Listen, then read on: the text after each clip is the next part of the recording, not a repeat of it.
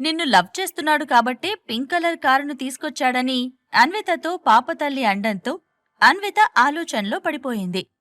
అక్కా అక్కా అంటూ అన్వితను పిలిచిన పాప, నన్ను ఈ కారులో ఎక్కించవు, నేను కూడా కాసేపు యువరాణిలా ఫీలవుతాను అని అందంగా మాట్లాడింది. అదిగో మా సార్ ఇక్కడే ఉన్నారు, ఈ కార్ ఆయనదే, కావాలంటే నువ్వు వెళ్ళి అడుగు అని పాపతో అంది అన్విత. అప్పటికి కార్ నుండి కొంచెం దూరం జరిగి ఫోన్లో ఏదో సర్చ్ చేస్తున్న రాఘవ్ని చూసిన పాప, అక్కా ఆ అంకుల్ని చూస్తే భయంగా ఉంది, నేను అడిగితే తిడతాడేమో అని అంది. అంతలో ఆల్రెడీ చాలా టైం వేస్ట్ అయింది, అక్కకు పనులుండి ఉంటాయి, మనమిక్కడి నుంచి వెళ్ళిపోదాం అని పాపను తీసుకుని అన్వితకు బాయ్ చెప్పేసి అక్కడి నుండి ముందుకు కదిలింది పాప తల్లి. అయితే పాప కోరిక తీర్చాలని అన్వితకు అనిపించింది. కారులో కొద్దిసేపు కూర్చొనిస్తే పాప ఆనందంగా ఫీలవుతుందని ఆలోచించి రాఘవ్ దగ్గరికి వెళ్లిన అన్విత, రాధాకిషన్ గారు రావడానికి టైం పట్టేలా ఉంది అని అంది. ఒకసారి మొబైల్లో టైం చూస్తూ అన్విత వైపు తిరిగిన రాఘవ్, నాకు తెలిసి ఆయన కావాలని ఆలస్యం చేస్తున్నట్టున్నారు.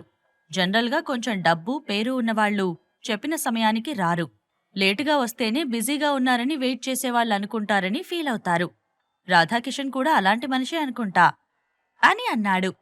పాపను కార్లో ఎక్కించాలన్న ఆలోచనతో ఉన్న అన్విత అతడు చెప్పేదాన్ని మనసులోకి తీసుకోకుండా తమకు దూరంలో ఉన్న పాప ఇంకా ఆమె మదర్ వైపు చూపించి, ఆ పాపకు ఈ కార్ బాగా నచ్చిందట సార్, ఒకసారి ఎక్కుతానని అంటుంది, ప్లీజ్ నాకోసం ఒకసారి ఆ కార్ కీస్ ఇస్తారా అని అడిగింది అన్విత. తానొకటి మాట్లాడుతుంటే అన్విత మరొకటి మాట్లాడడంతో ఆశ్చర్యపోయిన రాఘవ్ దూరంగా వెళ్తున్న పాప వైపు చూసి, ఇదేమీ ఆటబొమ్మ కాదు, కావాలంటే ఈ పార్క్లో ఏదైనా టాయ్ కొనిస్తాను, ఆడుకోమను, అంతేగాని ఆ కారులో మాత్రం ఎక్కించను అని చెప్పాడు రాఘవ్. ఆ పాప చాలా ముద్దుగా అడిగింది సార్, ఎంతో చక్కగా మాట్లాడుతోంది, అండ్ ఆ పాప చాలా మంచిది, రాధాకిషన్ కొడుకు రిషిలాగా కాదు, తనేమీ కార్ని పాడు చేయదు, ఒకవేళ అలా చేస్తే మీరు నా శాలరీలోంచి అమౌంట్ కట్ చేసుకోండి అని ఖచ్చితంగా ఆ పాపను కారులో ఎక్కించాలన్న ఉద్దేశంతో చెప్పింది అన్విత. ఆమె బతిమలాడ్డంతో వద్దని చెప్పలేక సరే అన్నాడు. దాంతో నడుచుకుంటూ వెళ్తున్న పాప వైపు వేగంగా పరిగెత్తిన అన్విత కారులో కూర్చుందామని రమ్మని పిలిచింది. దాంతో పాప ఎంతగానో సంతోషపడింది. పాప తల్లి కూడా థాంక్యూ అంటూ చిన్నగా నవ్వింది. అమ్యూజ్మెంట్ పార్క్ జనాల మాటలతో గోలగోలగా ఉంది. కొందరు పిల్లలు బూరలు ఊదుకుంటూ ఆ గోలను మరింత ఎక్కువ చేస్తున్నారు. ఆ గోలలోనే ముగ్గురూ కలిసి కార్ దగ్గరికొచ్చేసరికి డోర్స్ ఓపెన్ చేసి పెట్టాడు రాఘవ్. కార్ ఫ్రంట్ సీట్లో కూర్చోవడానికి సిద్ధమైన పాప థాంక్యూ అంకుల్ అని రాఘవ్ని చూస్తూ అంది. ఆ మాటతో రాఘవ్ ఒక్కసారిగా బిత్తరపోయాడు. అన్వితను అక్క అని పిలిచిన పాప తనను అంకుల్ అండంతో కొద్దిగా కోపం తెచ్చుకొని, తనను అక్క అంటున్నావు, నన్ను అంకుల్ అంటున్నావు, నేనంత పెద్దవాడిలా కనిపిస్తున్నానా అని పాప వైపు చూస్తూ అన్నాడు. అలా కాదంకుల్, మీరు కోపంగా ఉన్నారు కదా, అంకుల్సే అలా ఉంటారని అలా అన్నాను అని ముద్దుగా చెప్పింది పాప. రాఘవ్కి ఆశ్చర్యంగా అనిపించింది. నేను కోపంగా ఉన్నానా? నా ఫేస్ అలా కనిపిస్తుందా అని తన మనసులోనే అనుకున్న రాఘవ్ మొహం మీదికి నవ్వు తెచ్చుకోవడానికి ప్రయత్నం చేశాడు. కాని అది అతని వల్ల కాలేదు. ఇటువైపు అన్విత మాత్రం పాప మాటలకు తెగ నవ్వుకుంటోంది. అది గమనించిన పాప తల్లి, మిహిరా, పెద్దవాళ్లతో ఇలాగేనా మాట్లాడేది అంటూ పాప వైపు కోపంగా చూసేసరికి పాప సైలెంట్గా ఊరుకుండిపోయింది. ఇంకా అక్కడే ఉంటే ఏదో ఒకటి మాట్లాడుతూ ఉంటారని అక్కడ్నుంచి కొంచెం దూరం వెళ్లాడు రాఘవ్. అతడు అటు వెళ్ళగానే, నువ్వు మీ బాస్ అని చెప్తున్నావు కానీ అతనికి నీ మీద ఇష్టమున్నట్టు నాకనిపిస్తుంది, అతని చూపుల్లో ఆ విషయం తెలుస్తోంది అని అన్వితతో అంది పాప తల్లి. ఆమె మాటలకు ఒకసారి రాఘవ్ వైపు చూసిన అన్విత తిరిగి పాప తల్లి వైపు చూసి, అలా ఎలా తెలుస్తుంది? ఆయన చూపులను అంతలా అనలైజ్ చేశారా అని అడిగింది. ఎస్ అన్నట్టుగా తల ఊపిన పాప తల్లి, మీ బాస్ మా వైపు చూసినప్పుడు కొంచెం కఠినంగా చూశారు, అదే నీ వైపు చూసినప్పుడు మాత్రం అతని కళ్లలో ఒక చిన్న మెరుపు కనిపిస్తోంది, అదొక్కటి చాలు.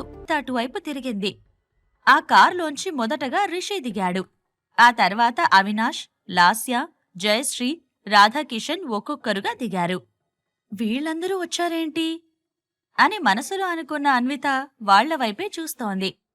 అది గమనించిన పాప తల్లి, మీరు వెయిట్ చేస్తోంది వాళ్లకోసమేనా? ఓకే, మేం వెళ్ళిపోతాం అంటూ అన్వితను డిస్టర్బ్ చేయకూడదన్న ఉద్దేశంతో కార్లో నుండి దిగి వెళ్ళిపోయారు. రాధాకిషన్ రాగానే తనకు కాల్ చేయమని రాఘవ్ చెప్పడంతో వెంటనే మొబైల్ని చేతిలోకి తీసుకుని కాల్ కలిపింది అన్విత. అటువైపు కారులోంచి దిగిన లాస్య అవినాష్ చేతిలో చేయి వేసి పూర్తిగా అతనికి అతుక్కుపోయి అమ్యూస్మెంట్ పార్క్లోని జనాల వైపు చూస్తోంది. లాస్య స్పర్శ అవినాష్కి నచ్చడం లేదు, కానీ తన అయిష్టాన్ని ఇప్పుడు చూపించడం బాగోదని ఆమెకు అడ్డు చెప్పడం లేదు. అవినాష్, నాకొక బెలూన్ కొనిపెట్టవా అని పింక్ కలర్ కార్ అవతల ఉన్న బెలూన్లను అమ్మే వ్యక్తిని చూపించింది లాస్య. అవినాష్కి కోపమొచ్చింది. నువ్వేమైనా చిన్నపిల్లవా బెలూన్తో ఆడుకోవడానికి అని కోపం తెచ్చుకున్నాడు. చిన్నపిల్లలే బెలూన్తో ఆడుకోవాలా ఏంటి అని ఎదురు ప్రశ్నించడంతో ఏమీ అనలేక బెలూన్ కొనడానికి బయలుదేరాడు అవినాష్. తానున్న ప్లేస్ నుండి 2 అడుగులు వేసేసరికి పింక్ కలర్ కార్లో అన్విత అతనికి కనిపించింది. వెంటనే అతడి అడుగులు ఆగిపోయాయి. అదే సమయంలో అన్వితను లాస్య కూడా గమనించింది. ఇది ఇక్కడేం చేస్తుంది? ఎక్కడికెళ్లినా ఈ దరిద్రపు కొట్టుది కనిపిస్తూనే ఉంది అని మనసులో తిట్టుకుంటూ, అవినాష్, నాకు బెలూనొద్దు, నువ్వొచ్చేయ్ అని గట్టిగా అరిచింది లాస్య. కాని అవినాష్ వినలేదు. అన్వితను చూడాలన్న కోరికతో పింక్ కలర్ కార్ దగ్గరికి వెళ్తూనే ఉన్నాడు. మరో 10 అడుగులు వేస్తే పింక్ కలర్ కార్కి అవినాష్ చేరబోతున్నాడన్న సమయంలో అమ్మా అంటూ గట్టిగా అరిచింది లాస్య. మమ్మీ, నాకు కాలు వెనికింది అని నొప్పితో గట్టిగా అరుస్తోంది లాస్య. అయినా కూడా అవినాష్ పట్టించుకోకుండా కారు వైపు వెళ్తూనే ఉన్నాడు. ఇదంతా గమనిస్తున్న జయశ్రీ, అవినాష్, లాస్యకు దెబ్బ తగిలింది, నువ్వు వెంటనే వచ్చేసేయ్ అని కోపంగా అరిచింది. ఇక ఏమీ చేయలేక ఫాస్ట్గా లాస్య దగ్గరికి పరిగెత్తుకుంటూ వచ్చాడు. కుడికాలి పాదాన్ని 2 చేతులతో పట్టుకొని నేలమీద కూర్చున్న లాస్యను చూసిన అవినాష్ ఆమె కాళ్లకు హై హీల్స్ ఉండడం చూసి, హై హీల్స్ ఎందుకు వేసుకున్నావ్ అని అడిగాడు. నాకు దెబ్బ తగిలింది అవినాష్, హై హీల్స్ గురించి అవసరమా అని నొప్పితో బాధపడుతూనే లాస్య మాట్లాడడంతో, అవతలి వాళ్ళకంటే అందంగా ఉండాలని ప్రయత్నించకు లాస్య, నువ్వు పొట్టిగా ఉంటావు. హై హీల్స్ వేసుకుంటే పొడుగ్గా కనిపించి అందంగా మారిపోతానని అనుకున్నావు కదా అని కేవలం ఆమెకు మాత్రమే వినపడేలా అన్నాడు అవినాష్. అతడలా మాట్లాడుతుంటే లాస్యకు కొట్టాలన్నంత కోపమొచ్చింది. కాని కోపాన్ని మనసులోనే అణచివేసుకొని, అవినాష్, నొప్పి ఎక్కువగా ఉంది, నన్ను కొంచెం పైకి లేపు ప్లీజ్ అని బాధ నటిస్తూ అడిగింది. ప్లీజ్ అంటావేంటి బేబీ? అవినాష్ నీకు కాబోయే భర్త, నీకు హెల్ప్ చేయడం అతని రెస్పాన్సిబిలిటీ అని అంది జయశ్రీ. ఇక ఏమీ చేయలేక ఆమెను నెమ్మదిగా పైకి లేపాడు అవినాష్. అవినాష్ లాస్యలను చూసిన రాధాకిషన్, వీళ్ళిద్దరూ మంచి పెయిర్ అవుతారు అని జయశ్రీతో అన్నాడు. అవునన్నట్టుగా చిన్నగా నవ్విన జయశ్రీ, వచ్చి ఇంతసేపు అవుతున్నా ఆ కార్ డిజైనర్ ఇంకా కనిపించడం లేదు, ఇంతకీ అతను వచ్చాడా లేదా అని రాధాకిషన్తో మాట్లాడుతూ అమ్యూస్మెంట్ పార్క్లో రాఘవ్ కోసం అటూ ఇటూ చూసింది. కార్లోంచి వాళ్లనే గమనిస్తున్న అన్విత ఆ చూపులను అర్థం చేసుకుని వెంటనే డోర్ ఓపెన్ చేసి రాధాకిషన్ జయశ్రీల దగ్గరికి పరిగెత్తింది. సార్, నేను రాఘవ్ సార్ కంపెనీలో వర్క్ చేస్తుంటాను. మీరు వస్తారని మేం చాలాసేపటి నుండి వెయిట్ చేస్తున్నాం. ఇప్పుడే రాఘవ్ సార్ బయటికి వెళ్లారు, 5 మినిట్స్లో వచ్చేస్తారు అని టకటకా చెప్పేసింది అన్విత. ఆమెను యగాదిగా చూసిన రాధాకిషన్, ఆ రోజు హోటల్లో ప్రైవేట్ రూమ్ ఖాళీ చేయడానికి నిరాకరించిన అమ్మాయి తనే అని తెలియడంతో అతని మొహంలో పూర్తిగా చిరాకు వచ్చేసింది. రాఘవ్ కంపెనీలో నీలాంటి వాళ్లకు జాబ్స్ ఉన్నాయా? అయినా నిన్ను మా ముందుకెందుకు పంపించాడు? నువ్వు నాకు కనిపిస్తేనే కంపరం పుట్టుకొస్తోంది అని మొహంలో విసుగు చూపిస్తూ కోపం తెచ్చుకున్నాడు రాధాకిషన్. అన్వితను చూడగానే రిషి కోప్పడుతూ, డాడీ, ఈ దొంగ మొహంది మళ్లీ కనిపించింది, మనమిక్కడి నుండి వెళ్ళిపోదాం పదా అంటూ అరవడం మొదలుపెట్టాడు. రిషి, అలా మాట్లాడకూడదు, ఇటురా అని అతన్ని దగ్గరికి పిలుచుకున్న జయశ్రీ అతని చెవిలో ఏదో చెప్పింది. దాంతో అతడు అక్కడ్నుంచే వెళ్ళిపోయాడు. అన్విత కనిపించగానే ఆమె వైపు నుండి చూపును తిప్పుకోలేకపోతున్నాడు అవినాష్. పక్కనే లాస్య, జయశ్రీ ఉన్నా కూడా అతని చూపులు అన్విత మీదే ఉన్నాయి. అది గమనించిన లాస్య, మమ్మీ చూసావా అన్వితను ఎలా చూస్తున్నాడో? ఇప్పుడు నన్నేం చేయమంటావో చెప్పు అని ఆమె చెవిలో నెమ్మదిగా గొనిగింది. నేను కూడా అవినాష్ని అబ్జర్వ్ చేస్తున్నాను లాస్య. అన్వితను తినేసేలా చూస్తున్నాడు. అయినా నువ్వు పేషెన్సీతో ఉండు. అనవసరంగా గొడవ చేయకు. మగాళ్లను రెచ్చగొడితే ఇంకా రెచ్చిపోతారని నీకింతకు ముందే చెప్పాను. నువ్వు ఇప్పుడు అతనిపై కోప్పడ్డావనుకో, అతను చూడ్డం మానేస్తాడా? కాదు కదా. అందుకే నేను చెప్పినట్టు చెయ్యి అని నెమ్మదిగా లాస్యతో అంది జయశ్రీ. ఏం చెయ్యాలి మమ్మీ అని ఉత్సాహంగా లాస్య అడగడంతో, ఇప్పుడు మనం అమ్యూజ్మెంట్ పార్క్లో ఉన్నాం. రిషి ఇక్కడ ఊరికే కూర్చోడు, ఏదో ఒక గందరగోళం చేస్తూనే ఉంటాడు. సో నేను నా కొడుకుని చూసుకోమని అన్వితకు అప్పగిస్తాను. ఆ తర్వాత రాఘవ్తో మాట్లాడడానికి రాధాకిషన్ నేను వెళ్ళిపోతాం. అప్పుడిక్కడ మిగిలేది నువ్వు, అవినాష్ మాత్రమే. అతనితో క్లోజ్గా ఉండు. అన్విత గురించి చెడుగా అస్సలు మాట్లాడకు. కావాలంటే పాజిటివ్గా మాట్లాడు. అతన్ని నీ వైపు తిప్పుకోవడానికి ఇదొక్కటే మార్గం. వెళ్ళు అని అంది జయశ్రీ. ఆమె తెలివితేటలకు ఆశ్చర్యపోయిన లాస్య, మమ్మీ నీ బుర్రలో ఎన్ని ఆలోచనలున్నాయో, నువ్వు నిజంగా కిలాడేవి మమ్మీ అని అంది. సరే సరే, నువ్వు నీ పని చూసుకో. ఆల్రెడీ మీ డాడీ నడుచుకుంటూ వెళ్ళిపోతున్నాడు. నేను ఆయన పక్కనే ఉండాలి అని అక్కడ్నుంచి వేగంగా కదిలింది జయశ్రీ.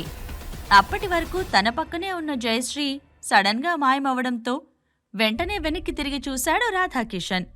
ఆమె ఫాస్ట్గా వస్తున్నట్లు కనిపించడంతో, లాస్యకు నొప్పి తగ్గిందా అని అడిగాడు. హా, తగ్గిందండి. కానీ లాస్య చాలా బాధపడుతుంది. అనవసరంగా తన నొప్పి కారణంగా రిషిని చూసుకోలేకపోతున్నానని బాధపడుతోంది. తనెప్పుడూ అంతే. అవతలి వాళ్లకు తన వల్ల చిన్న నష్టం జరిగినా తట్టుకోలేదు అని లాస్యను పొగుడుతూ చెప్పింది జయశ్రీ. నిజంగా లాస్య చాలా మంచిది.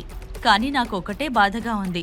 చిన్నప్పుడు నువ్వు ఆమెను వదిలేసిన సమయంలో డబ్బుల్లేక చాలా బాధపడి ఉంటుంది అని అన్నాడు రాధాకిషన్. అలాంటిదేమీ లేదండి. డబ్బులోటు తెలియకుండానే లాస్య పెరిగింది. కానీ తన స్టెప్ సిస్టర్ లాస్యను బాగా బాధపెట్టింది. ఎప్పుడూ లాస్యతో గొడవ పడేది. ఇష్టమున్నట్టు తిట్టేది, కొట్టేది. స్టెప్ సిస్టర్ వల్ల లాస్య ఎన్నోసార్లు ఏడ్చింది. ఒకసారైతే ఆత్మహత్య చేసుకోవాలనుందని నాకు కాల్ చేసింది అని కన్నీళ్లు కారిస్తూ చెప్పింది జయశ్రీ. కూల్ జయ, బాధపడకు. ఇక నుంచి లాస్యకు మనమున్నాం కదా. తన జీవితం హ్యాపీగా ఉంటుంది. ఏ ఇబ్బంది వచ్చినా నేను చూసుకుంటాను. ఇంతకీ లాస్య స్టెప్ సిస్టర్ ఎవరు? హేమలత కూతురా అని అడిగాడు రాధాకిషన్. అవును, తనే. ఇందాక నిన్ను మాట్లాడించింది కదా. రాఘవ్ కంపెనీలో వర్క్ చేస్తానని చెప్పింది చూడు, తనే. ఆమె హేమలత కూతురు అయినప్పటికీ మీ కూతురు కాదులేండి. ఎందుకంటే ఆమెకు అన్ని అవలక్షణాలే ఉన్నాయి. ఇప్పుడు చూడండి, రిషి మన కొడుకు. వాడికన్నీ మన బుద్ధులే వచ్చాయి. మీలాగా వాడు సాఫ్ట్గా ఉంటాడు. నాలాగా వాడు అందర్నీ ఒకేలా చూస్తాడు. కాని అన్విత అలా కాదు. హేమలత అక్కలా తనకు మంచి లక్షణాలు లేవు. మీలాగా అందరితో కలుపుకొని పోలేదు అని ఆమె అన్నది. ఎస్, నువ్వు చెప్పింది కరెక్టే. తను నా కూతురు కాదు. మొదటిసారి నేను చూసినప్పుడు హేమలతలాగా అనిపించింది. నేను కూడా షాక్ అయ్యాను. కానీ నువ్వు చెప్పిన అవలక్షణాలను చూస్తుంటే తను నా కూతురు కాదని అర్థమవుతుంది అని అన్నాడు రాధాకిషన్. ఆ మాటలు వినగానే జయశ్రీ ఆనందంగా నవ్వుకుంది. జయశ్రీకి రాధాకిషన్కి మధ్య ఉన్న సంబంధం 20 ఏళ్ల క్రితం నుండే ఉందా? ఈ ప్రశ్నలకు సమాధానాలు తెలుసుకోవాలంటే నెక్స్ట్ ఎపిసోడ్ వినాల్సిందే. క్రింద ఇచ్చిన లింక్ ని క్లిక్ చేసి పాకెట్ ఎఫ్ఎం యాప్ ని ఇన్స్టాల్ చేసుకోండి. Stay tune to pocket FM.